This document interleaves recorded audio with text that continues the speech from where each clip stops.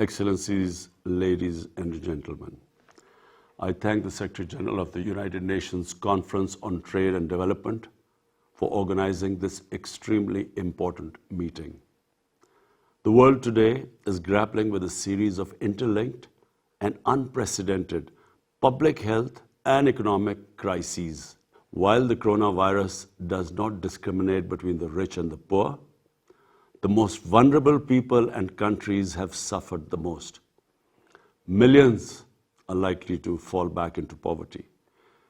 In Pakistan, our efforts have been aimed at ensuring that we save people from dying from the virus and at the same time preventing them from dying from hunger. Our strategy, fortunately, has worked well so far.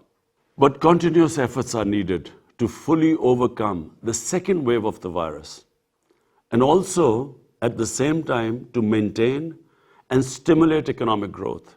COVID-19 vaccines are now being administered in developed countries, but it seems that it will take much longer time for the vaccine to fully cover the global south. Sustainable development will remain elusive as long as the pandemic persists. Developing countries are trapped between recovering from the pandemic and meeting their debt servicing obligations. In April last year, I called for a global initiative on debt relief for creating fiscal space and reviving economic growth for developing countries. But I'm afraid much more needs to be done on this account. Otherwise, achieving the Sustainable Development Goals by the target date of 2030 will remain a daunting challenge. Ladies and gentlemen, the pandemic also offers an opportunity to address the structural barriers hampering global prosperity and development. And for this, I propose a 5-point agenda. 1. A viable framework for equitable and affordable supply of COVID vaccine to developing countries. The coverage of the COVAX facility must be expanded. This would enable the developing countries to spend their precious resources on socio-economic development needs. 2.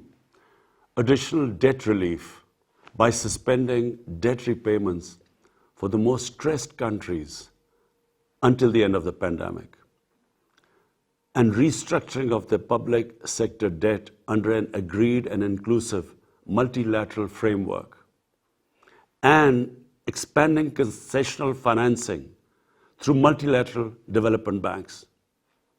3. A general allocation of special drawing rights of $500 billion to help alleviate balance of payment pressures. 4. Return of stolen assets held by corrupt politicians and criminals.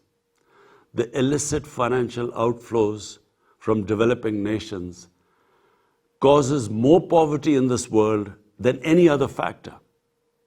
Reportedly, a staggering amount of $7 trillion is parked in haven destinations. And it is also reported that $1 trillion annually leaves the developing countries for these haven destinations. 5. Meeting the agreed target of mobilizing the $100 billion annually by developed countries for climate action in developing countries. Ladies and gentlemen, economic malaise and recession, like the coronavirus, is highly communicable. Global policy measures along the lines I have outlined are urgently needed to save lives, revive economies, and build back better. I thank you.